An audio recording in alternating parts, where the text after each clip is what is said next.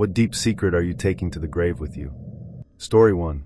A buddy of mine once pulled a stunt that spiraled into something horrific. It was late at night, and he was riding in the passenger seat while his friend drove. Another friend was stretched out in the back seat, asleep. They were college students, just driving along a quiet stretch of highway. My friend, bored and apparently craving some excitement, decided to mess around. He suddenly grabbed the steering wheel and yanked it to the side, thinking it'd be funny. They veered off the road and crashed hard. The driver died instantly. The guy in the back, who never woke up during the chaos, passed away later in the hospital. The only one who made it out alive with minimal injuries was my friend. He was wearing his seatbelt. To this day, I'm the only person he ever told. Everyone else thinks it was just a tragic accident. I've carried this weight for years, unsure what to do. He confessed once, racked with guilt, but convinced himself it was just a prank gone wrong. That was his word, prank. Not mine. Story 2. A former Nigerian vice president once accepted a bribe tied to a proposed fertilizer plant in Bayelsa State. He wasn't the only one. Another official, the ex-minister of finance, Onga, was known for his love of alcohol and was easily manipulated when drunk, especially during his frequent trips to London. Eventually, he was shuffled into a lower-profile role, possibly Minister of Labor or something equally unremarkable. Another figure, Frank Noak, then Minister of Information, preferred to hold private meetings at his Mayfair apartment. During the bidding process, 5 companies, among them UK and CYP, were promised gas allocations by Dr. Ike from the state agency. These allocations equaled Nigeria's entire natural gas output, plus projected expansion, but only if they paid bribes. These transactions occurred just before an election. That election required large-scale, illicit funding to maintain control in the northern region, thereby securing a win for the ruling party. It escalated quickly. A surge of violence followed. Over 2,000 people lost their lives, many in horrific ways like necklacing. Ironically, we genuinely believed we were going to help feed Africa with this project. Story 3. My grandfather, who immigrated legally from rural Mexico to the U.S. in the 1960s, worked seasonally in agriculture. He made close friends during those long months away from home. At the end of one season, he and a longtime friend traveled back to Mexico together. They crossed the border and were walking along a deserted path when his friend suddenly attacked him with a knife, trying to rob him of the money he'd earned. My grandfather fought back in panic, and during the struggle, he managed to turn the knife on his attacker. He killed the man in self-defense and left the body in a remote location known only to him. When he returned home, he never told my grandmother what had actually happened. For years, he had vivid nightmares, visions of the man he killed. Eventually, the guilt became too much. He traveled back to the same area, found the remains, and buried them properly. After that, the nightmares stopped. He told only my mother and me. He never expressed regret, believing he had no choice. It was either his life or the other man's. Story 4. My friend's wife once got him a PlayStation 4 and Battlefront as a Christmas gift, despite previously swearing she'd never support his gaming. I joked that I'd take the credit, but that gift always reminds me of something darker. The summer after high school, my group went camping at a site where one buddy's family had a permanent trailer. For the first time, a few girls joined us. Since we were all 18, there were no parents around. Every day, we'd float down a nearby creek. Midweek, the girls skipped out. While tubing, we noticed a man on the opposite bank, military-looking, clearly distressed. He asked if we'd seen his daughter and her friend. We hadn't, but promised to keep an eye out. 5 minutes later, we heard laughter and muffled screams across the creek. We followed the sounds and found the missing girls being assaulted by 3 drunk men. 2 were attacking, 1 filming. We jumped in and pulled them off. A friend grabbed the camera. Later, 2 of the attackers were found dead in the woods. The girls never found out who did it. Story 5. I once knew a guy from a well-off family, popular and charming. He dated around a lot. Everything changed when he was arrested by the FBI. During the investigation, authorities discovered thousands of explicit videos and images involving minors on his computer. His family, with deep pockets and connections, allegedly paid local media outlets to keep the story quiet. I followed his court case online for a while, but one day it just vanished. No trace, no outcome listed, like it had been scrubbed. Strangely, he still lives in town. He goes to classes, walks around like nothing ever happened. It's like the entire thing was erased. I know all of this because at the time, I was dating someone closely related to him. What struck me most wasn't just the crime, it was the family's reaction. They were more devastated by the revelation that he was gay than by the nature of the charges. That stuck with me. They seemed more concerned with appearances than the harm he caused. And the truth is still buried, protected by silence and money. Story 6. 2 weeks before my daughter's wedding, I learned my husband had been cheating on me for 5 years. He collapsed from a heart attack while traveling for business. Ironically, it was his mistress who called 911 and saved his life. Later, he told me the heart damage left him impotent, and he couldn't take medication for it. I believed him. We'd been married over 2 decades. When I discovered the affair, I confronted him. He tried to deny it at first, but eventually admitted everything. Suddenly, all the strange behavior, the deleted texts, the frequent trips, made sense. We agreed to stay together through the holidays for the sake of our kids and grandkids. 2 months later, he suffered a massive stroke. Now I care for a man who's paralyzed and cognitively impaired. He cries often, afraid I'll leave or tell our children. I haven't. Not because I forgive him, but because I pity him. He destroyed our marriage and now depends on me completely. I never imagined my life would end this way, nursing the man who betrayed me while pretending nothing ever happened. Story 7. My friend Jess has been with her boyfriend for nearly 5 years. He's a rich kid, does nothing and still gets showered with money and vacations. Jess works hard, pays most of the bills, and even owns the couch his druggy friends sleep on. Lately, he's been cruel, ignoring her, going to family dinners without her, and mocking her weight gain. Years ago, a mutual friend Becky drunkenly admitted that she had kissed Jess's boyfriend and gone further at a party. I've debated whether to tell Jess ever since. She's completely devoted. When she says things like, "I trust him with my life," it makes my stomach turn. I've hinted that he's not good for her, but she shrugs it off. She believes he's incapable of cheating.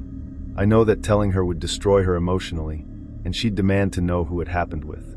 I'm not sure she could handle knowing it was someone she considers a friend. So I stay silent, even though every time she gushes about him, I feel like I'm watching someone sleepwalk into heartbreak. Story 8. About 25 years ago, 2 friends of mine, Rob and Ariel, started dating. Their relationship got serious quickly. One night, during a party, Rob got drunk and confided something disturbing. Ariel had a fetish involving his family's 2 huskies. He said it so casually, I thought it was a joke. But his tone was dead serious. The next day, they acted normal, like the conversation had never happened. I followed their lead. A year later, they moved in together and adopted 2 male huskies. Then they got married. About a decade later, they divorced. Rob passed away shortly after due to a sudden illness. Ariel disappeared for a while, then resurfaced, remarried to a man who runs an animal shelter. I've never spoken about that night again. It's burned into my memory, though. I don't know if Rob ever told anyone else. Maybe he thought he could live with it, or maybe he was too ashamed to confront it again. Either way, I sometimes wonder about those dogs they adopted, and whether that conversation was as isolated as I chose to believe. Story 9. We had a doctor at our charity clinic who seemed too good to be true. Always calm, kind, and endlessly patient. He spoke multiple languages, including Arabic, and loved chatting with patients. One time, a woman came in with a stab wound. Her family brought her in late, claiming it was an accident. Another doctor had tried to treat her earlier, but the wound was infected. Our doctor looked at the family, eyes cold and intense, and said, "Don't lie." It wasn't loud, but it silenced the room. One man pulled a knife, swinging at him. The doctor caught it midair, unfazed. He treated the woman, fixed her internal injuries, and called the police. He later testified, despite threats from the family, and even offered the woman a job. I once saw him changing his shirt. His body was full of old scars and a Latin tattoo, in Arduis Fidelis. He flinches at loud noises, but I think it's because he's seen real trauma. People think he's soft. I think he chooses kindness after surviving something most of us couldn't handle. Story 10. One of my relatives has a high-ranking, well-paid position in a respected local institution. She's constantly flaunting her accomplishments, acting superior to everyone else in the family, and speaking as if she's intellectually leagues above us. One day, while visiting a friend who happens to be involved in the same organization, I stumbled upon some documentation that listed her biography. It claimed she had degrees from a prestigious university and listed several impressive achievements. The problem? She never attended that university. In fact, She only completed a single semester at a much smaller school years ago. She also claimed to be certified in a specialized recreational sport, something she only briefly tried in the 80s. The entire resume is fabricated. I haven't said anything. I don't want to destroy her career or humiliate her. But every time she lectures us about ambition or belittles others for not applying themselves, I bite my tongue. It's difficult watching someone live a lie so confidently. I wonder who else knows, or if I'm the only one who sees through the illusion she's carefully built. Story 11. A few years back, my friend, who's married, and I went to a strip club with my girlfriend. The featured dancer that night was Brie Olson, the adult film actress. This was not long after the Charlie Sheen fallout, so I guess she was trying to make some extra cash. After her set, she started offering private lap dances for around $150. My buddy, despite being married, decided to go for it. My girlfriend, feeling bold, bet me a favor that Brie would give him more than a dance. I took the bet, thinking there was no way someone that famous would hook up with random guys for that price. While my girlfriend was in the restroom, my friend returned, sat down next to me, and casually said, "So I just fed Brie Olson." I nearly choked on my beer. He described what happened in graphic detail, and we agreed never to talk about it again. When my girlfriend came back, I told her I won the bet and collected later. Ironically, knowing what surfaced about Charlie Sheen's HIV diagnosis around that time makes me feel uneasy for my friend. But he's never mentioned it since. Story 12. A very well-known US politician once refused to hire a woman purely because of her race. If this story ever came out, it would end their career without question. The woman had passed every interview and was clearly qualified. But during the final meeting, the politician reportedly said, "You seem great, but our clients wouldn't feel comfortable." That was it. Somehow, the story began to leak.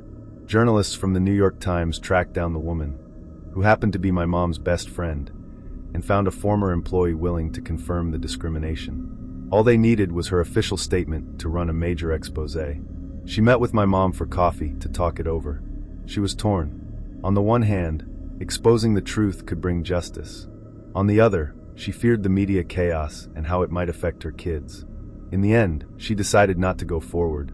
My mom was supportive of her choice to stay quiet, but I think it influenced her decision more than she'll admit. That moment changed how I saw politics. I learned that even with the truth, justice can be buried by fear, and that silence often protects the powerful. Story 13. One night, a friend of mine got incredibly drunk and confessed something horrifying. 3 years earlier, he raped the sister of another friend of ours. She had been blackout drunk at a party. He admitted that while he had been drinking, he was fully aware of what he was doing and didn't stop. The victim had filed a police report and submitted a rape kit, but the system never matched the DNA.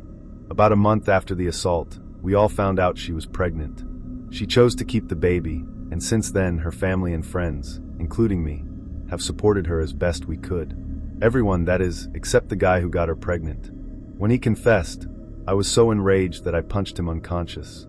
I called another friend, who nearly went over there to kill him. While he was still out cold, I used a Q-tip to swab his mouth and later submitted it for a DNA test. About 6 weeks later, the results came back. He was the father. We went straight to the police. Now he's in prison, where, ironically, he's experiencing the same kind of violence he inflicted on her. Story 14. My department has become chaotic, but I haven't minded much, because the person being targeted is someone I honestly can't stand. When I first started, we had a different manager and were set to hire another team member. But about a month in, the manager was suddenly fired. Unusual for our company. Normally, managers are reassigned or transitioned quietly. Soon after, the new hire also quit. The replacement manager seemed capable, but not long after, another person on our team was terminated under vague circumstances. Then about a month ago, I saw a message pop up on our team lead's screen. "She's got to go." I knew exactly who they meant. Around the same time, another coworker got reassigned to a different department. It felt like a purge. I used to be in their good graces, but that changed after I made a certain request that rubbed them the wrong way. Lately, I've been nervous that I might be next. Thankfully, I've taken on a project that makes me essential, at least until next quarter. For now, I'm safe. But I'm watching everything closely, because in this office, you never know who's next on the chopping block. Story 15. Back in high school, my friends and I would hang out with a kid whose mom was ridiculously attractive and flirtatious. His older sister was cute too, and their dad was this huge, intimidating guy, but surprisingly chill. The mom, when she drank, took things too far sometimes. Years later, I reconnected with that friend. He told me some wild stuff. Apparently, when they were teenagers, he would sneak into his sister's room at night to hook up with her. I always suspected something was off between them, but none of us said anything. Then he dropped an even crazier bombshell. One night, he and his mom got drunk. She wanted more alcohol but didn't want to drive, so he offered his bike. On the way to the store, she fell off. When he helped her up, something changed. They ended up hooking up right there in the desert. After that, whenever he slept over to see the sister, the mom would find him alone in the living room and make moves on him. He was sleeping with both the daughter and the mother, and no one ever knew. I believe him. Knowing that family, it doesn't seem far-fetched. Story 16. When I was 15, my parents separated, but didn't officially divorce. My dad moved out, found his own place, and stopped helping us financially. My mom was unemployed, and they didn't tell us anything about their situation. My sisters and mom assumed my dad was still paying the bills. To keep us afloat, I secretly started working after school for my friend's dad. He paid me under the table. Every day after classes, I worked from 3 p.m. to 10 p.m. My mom thought I was just hanging out too late, and she'd get angry at me for missing curfew. My sisters called me lazy and irresponsible because my grades slipped. What they didn't know was that I was paying the electricity, water, even groceries. I always grabbed the mail, so they never saw the bills. This went on for 2 or 3 years. I nearly failed out of school, but I never told them the truth. To this day, they still don't know. They just think I finally matured and got my act together. I doubt I'll ever tell them. It was never about getting credit. It was just something I had to do. Story 17. I was with a woman for over 10 years, and we had a son together. Things were mostly good, but when our son was 8, we broke up. It was messy, and he took it hard. During our separation, she met someone new, a total loser. Then she told me she was pregnant. I was crushed. I always thought we might get back together eventually. But that news shattered me. About a month later, the guy beat her and left her at a movie theater while she was still pregnant. She called me for help. Despite everything, I picked her up. The guy vanished. I still loved her, and for our son's sake, I decided to try rebuilding our relationship. We kept it a secret from my parents during her pregnancy, and for a few months after the baby was born. Eventually, my mom saw a Facebook post and noticed the baby. My girlfriend urged me to tell the truth, so I told them we were back together. I didn't mention the baby wasn't mine. The child looks like me, so they assumed. Story 18. My friend used to run an escort service and got close to one of the women working for him. Over time, they fell in love, and she left the business. They eventually got married and just welcomed their first child. Only his brother and I know how they met, and we've promised to keep that secret. It's not something either of them wants to be public. But there's another story about those two brothers that still makes me laugh and cringe. They were always close, only about a year apart, and acted like a mini jackass crew, constantly pulling pranks and filming everything. Once, the older brother, Farquhar, tossed firecrackers over the shower curtain while his brother John was in the bathroom and snapped a picture with a disposable camera. A month later, when Farquhar developed the film, he discovered that instead of a funny prank, the photo caught John mid-masturbation with a wild look in his eyes. Horrified, he hid the picture in an envelope and taped it under his TV. Months later, he came home to find his room cleaned by his mom. The envelope was gone. She never said a word, but they both knew she'd seen it. Story 19. I had a year-long casual relationship with an NFL player. We weren't official, but we acted like a couple, dates, private conversations, everything. He claimed he didn't want to go public to keep his image clean. I accepted it, thinking he just valued privacy. One night, I saw a text from a girl he said was his ex. I didn't read it, but it seemed odd that they were still in touch. I asked him about it, we argued, and I walked away. A few weeks later, I found out the ex was actually his fiancée. They got married just 2 months after we broke up. I had unknowingly been the side girl for a year. Now, whenever I hear his name on sports radio or see him praised for being one of the good guys, I get sick. I could destroy his reputation if I went public, but I'm not interested in revenge. Still, it's infuriating knowing the truth while everyone else sees him as a role model. He's moved on and built a perfect public image. Meanwhile, I'm left wondering if I was ever more than just a secret. Story 20. I I used to work in the deli section of a family-run grocery chain known for its wholesome, community-first image. In reality, the owners were greedy and treated employees terribly. One regular customer was a local police officer who always came in right before closing. He was polite, and I didn't mind staying late for him. One evening, he pulled me aside and confessed something wild. A few nights earlier, he had responded to a call about teens getting frisky under a bridge. But when he got there, it wasn't teens, it was one of the store owners, a married man with a reputation for traditional family values. He was hooking up with a young cashier from another location. The owner tried to bribe the cop, not with cash, but with steaks and lobster. The cop refused. He struggled with whether to tell the owner's wife or the cashier's fiancée, who was known to be violent. He told me because he knew I hated the owners too. That cop never came back after that night. I considered using the story for leverage, but couldn't do it. Before quitting, I passed the info to a longtime co-worker. I still hope he used it for something. Story 21. I have 2 sons, but my youngest, who's now 22, isn't biologically mine. I discovered the truth when he was 7. He looked so much like my former best friend that I couldn't ignore it. I secretly sent in a DNA sample and confirmed my suspicion. I divorced his mother after that. She was emotionally unstable and a poor parent. Despite everything, I've raised my son as if he were my own, with no bias or resentment. He still doesn't know the truth, and neither does she. She's never admitted anything. I could never bring myself to tell him. It would change how he sees both of us. Now, I've been diagnosed with terminal cancer. I probably won't live much longer. Here's the dilemma. His biological father just inherited a substantial stock annuity that will pay dividends to his descendants when they turn 25. It's enough money to change his life. I'm torn. Do I tell him and risk destroying his identity and our relationship, or let him live without knowing what he's entitled to? I'm the only one who knows the full truth, and every day, I feel the weight of that secret growing heavier. Story 22. I know a woman from my hometown who's been living with her male best friend for years. She's significantly overweight, and he's an attractive guy, blonde, lean, a drummer in a couple of successful bands. Most people assume their living arrangement is purely platonic.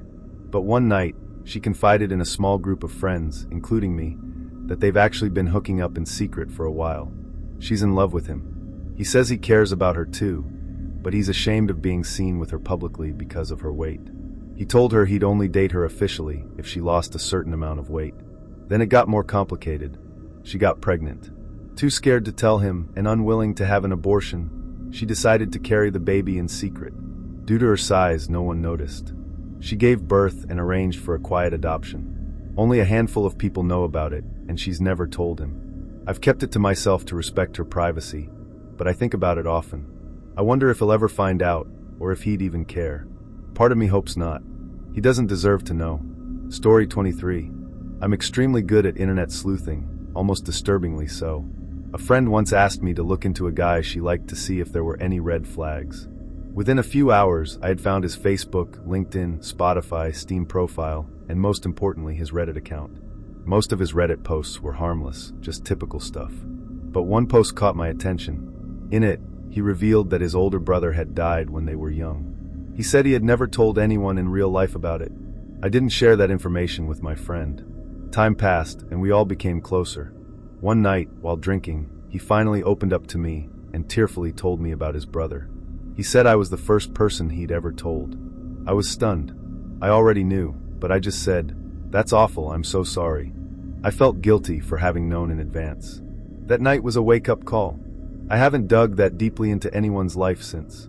Now I only look up what's necessary for safety reasons. That experience taught me that just because you can find something doesn't mean you should. Story 24. My cousin's girlfriend's best friend went clubbing in the city with her friends. At the club, a guy approached her repeatedly, trying to take her home.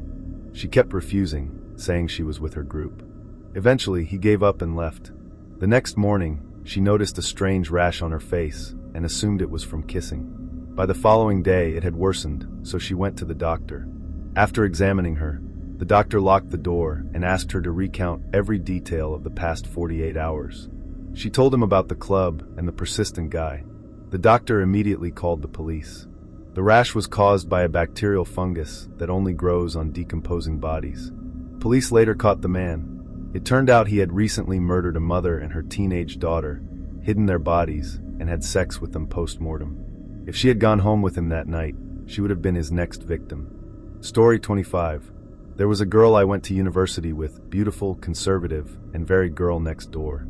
She was smart, polished, and had been dating her high school sweetheart for 7 years. We became friends, and at first, I didn't realize how deceptive she was. Eventually, I found out she was a habitual cheater. She drank heavily, went on dates with different guys every week, and was emotionally manipulative.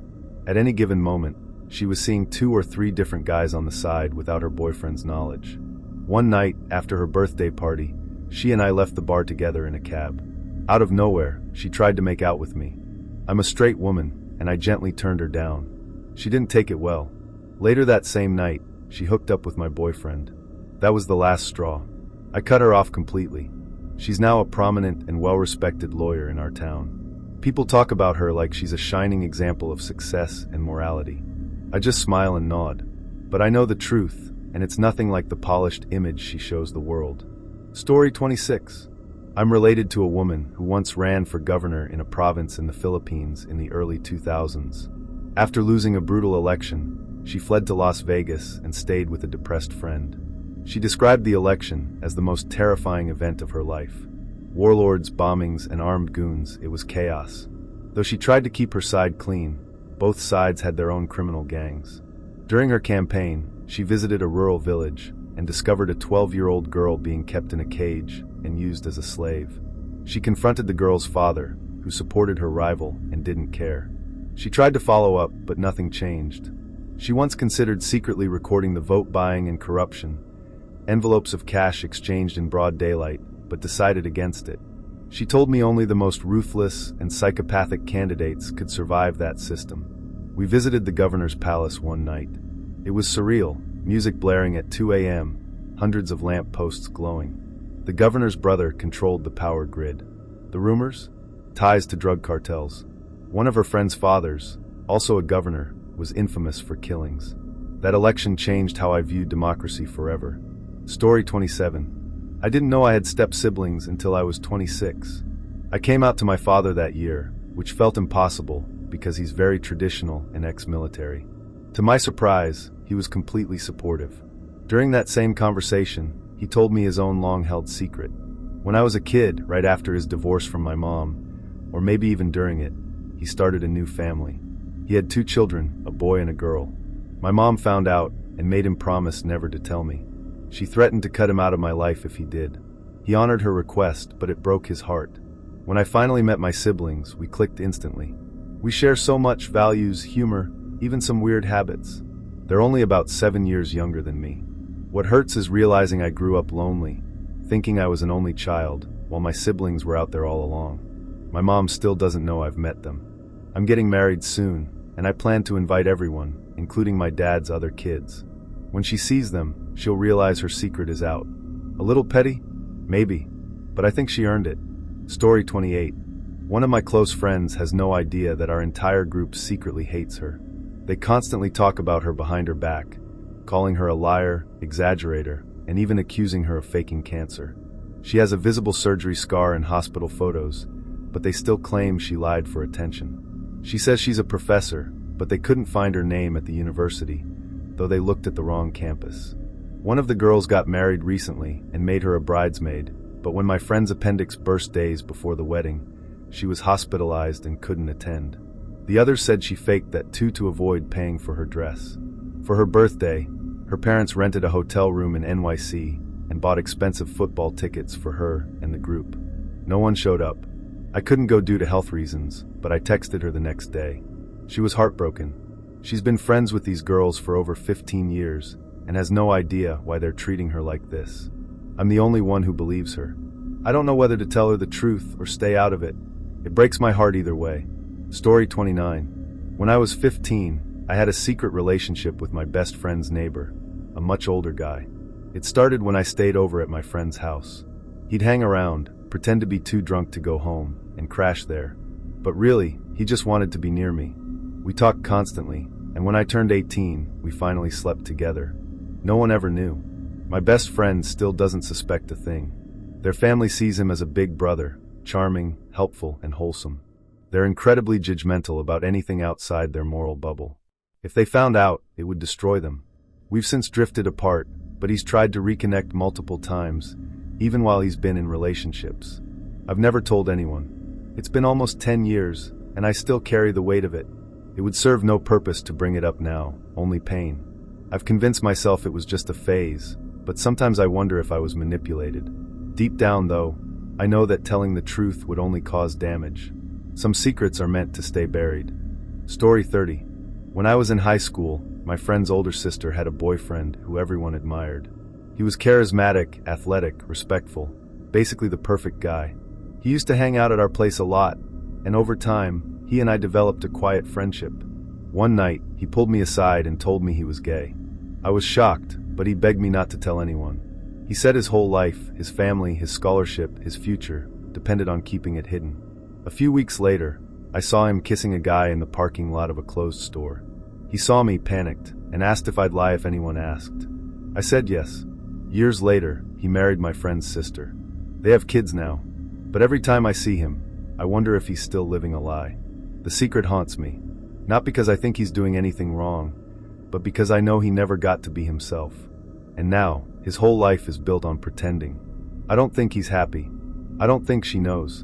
And I carry that truth in silence every time we sit at the same dinner table. Story 31. My cousin got engaged to a woman we all thought was lovely. She was kind, smart, and adored by our entire family.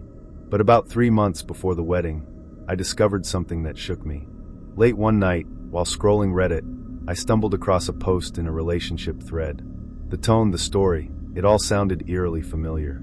The woman described cheating on her fiancé multiple times and feeling zero guilt because he was too nice. I checked the username history. She had posted photos, faceless, but the tattoos matched. It was her. I didn't know what to do. I debated telling my cousin, but I was scared of blowing up his life. He was so excited. So I made a fake account and messaged her, saying I knew. She deleted her Reddit account that same night. The wedding went on. I've never told anyone, but I look at her differently now. Sometimes I wonder if she's still cheating, or if she knew I was the one who messaged her. Either way, I live with the guilt of choosing silence over truth. Story 32. In college, I had a roommate named Sam. Quiet guy, kept to himself, but polite. One day, I came back early from class and found him crying on the floor, holding a small notebook. He didn't realize I was home. I quietly backed out and never mentioned it. A few weeks later, he told me something I'll never forget. When he was 16, his older brother died in a car accident. They had fought that morning. Sam had told him to go crash his car. Later that day, his brother did. He's carried that guilt ever since. He said he hadn't told anyone, not even his parents. He said he sometimes wonders if he somehow caused it. I told him he didn't, that it was just a terrible coincidence. He nodded, but I could tell he didn't believe me. We lost touch after graduation. Every now and then I check his socials to make sure he's still alive. He is, but I wonder if he ever forgave himself. That secret, it's not mine to carry, but I've been carrying it anyway. Story 33. A girl I briefly dated in my early 20s told me something after we broke up that I've never forgotten. During one of our late-night conversations, she said, "There's something I'll never tell anyone but you." I didn't expect what came next. She told me that when she was 17, she had an inappropriate relationship with her high school teacher. He was in his 30s, married, and had kids. It started during tutoring sessions and escalated from there. She said it made her feel powerful at the time, like she had control over someone who was supposed to be in charge. But over time, that feeling changed into disgust. Not just at him, but at herself. She never told anyone because she didn't want to be seen as a victim or a homewrecker. She said she sometimes wonders if he's still teaching, if he's done it again. I didn't know what to say. I still don't. We don't talk anymore, but sometimes I search his name online, just to see if anything's ever come out. So far, nothing has, and that makes the secret even heavier. Story 34. My best friend from childhood, let's call him Nate, is married now. Sweet wife, adorable baby girl, suburban life. But here's what no one knows. 5 years ago, during his bachelor party, he hooked up with someone. Not a dancer, not a stranger, his cousin's husband. It happened while everyone else was out getting drinks. Just the two of them, alone at the Airbnb. Nate told me the morning after, completely wrecked with guilt. He said it wasn't the first time either. Apparently, they'd been hooking up sporadically for years, always behind their partners' backs. He swore that night was the last time. He married his wife, settled down, became a dad. But sometimes, when we talk, I see something in his eyes, like a piece of him is still somewhere else. I don't know if he's still in touch with the cousin's husband. I've never asked, but I've never told a soul. And every time I see his perfect little family, I wonder how long that secret can stay buried before it explodes. Story 35. My aunt, who everyone adores, once told me she had a second family for nearly a decade. She was married to my uncle, still is, and they have 3 kids. But for 9 years, she had another relationship with a man who lived 2 towns over. He had no idea she was married. They met through work and started seeing each other casually. Then it turned serious. She'd spend weekends away, claiming she was on business trips or visiting her sister. She even faked a work conference once to go on vacation with him. Eventually, he proposed. That's when she ended it. She couldn't bring herself to admit the truth. She told him she wasn't ready, blocked him, and never looked back. She confessed it to me after a few glasses of wine years later. She said she still misses him sometimes, that he was the only man who ever really understood her. I look at my uncle and cousins and wonder if they'll ever know. Part of me hopes they don't. Some lives are built on lies that are too old to unravel without breaking everything. Story 36. My older brother once told me that when he was 12, he found our dad's hidden stash of photos and videos. They weren't of strangers. They were of our mom, some taken without her knowledge. Some clearly from years before, when she was much younger. He never confronted our dad. He told me years later, when we were both adults. We sat in silence for a long time after he told me. Neither of us knew what to do with that information. Our parents are still together. My mom has no idea. I think about it all the time. About the line between love and control. About how even the people we think we know best can have dark, private sides we never see. I've never told anyone else. I don't think I ever will. But every time my dad makes a crude joke or comments about women on TV, I feel sick. I don't know if he's still doing it, or if it ever really stopped. Story 37. When I was 19, I went on a trip with my college friends. One night, after too much drinking, a girl in our group passed out in one of the guest room beds. Everyone assumed she was safe. The next morning, she was quiet but said nothing had happened. A week later, she confided in me that she woke up during the night to find one of the guys, someone we all trusted, touching her. She pretended to stay asleep, too scared to move. She didn't tell anyone else. I asked her if she wanted to report it. She said no. She didn't want to ruin his life. That made me angry, but I respected her wishes. Here's the secret. I confronted him. He didn't deny it. He just said she didn't say no. I punched him. We've never spoken again. He still hangs out with people from our old group. Still gets invited to reunions. They don't know what he did. I do. Story 38. A former co-worker of mine, super polite, always brought donuts, total office favorite, once admitted something to me after a few too many drinks at a company party. He said that when he was younger, he used to catfish men online for money. He'd pretend to be a woman, build relationships, and then ask for gift cards, money transfers, or even rent payments. He said he never felt guilty because they were just desperate guys who should have known better. When I asked if he ever got caught, he said only once, but the guy he scammed was married and didn't want the story getting out, so he paid him to stay quiet. This guy now works in HR. He gives lectures on workplace ethics, sends out weekly emails about integrity and professionalism. Every time I see one, I remember that conversation. I never told anyone. Not because I'm protecting him, but because the hypocrisy is so absurd, it's almost poetic. The guy who once faked love for money is now the voice of morality in our office.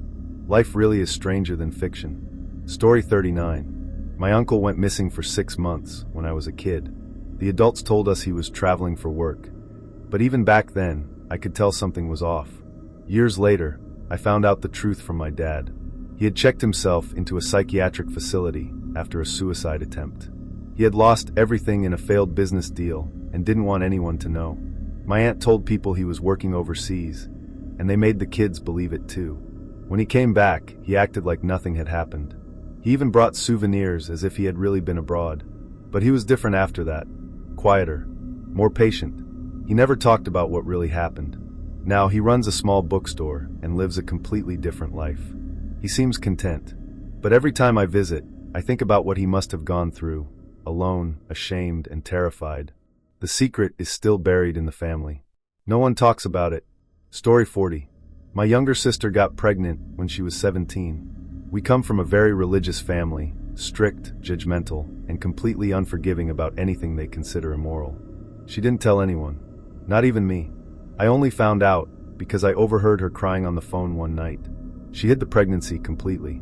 She wore oversized clothes, avoided social events, and even faked food poisoning during morning sickness. She gave birth in secret at a friend's house and put the baby up for adoption immediately.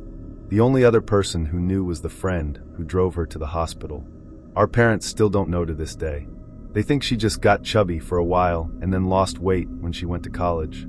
They're proud of her now. She's successful, polished, and engaged to a guy they adore.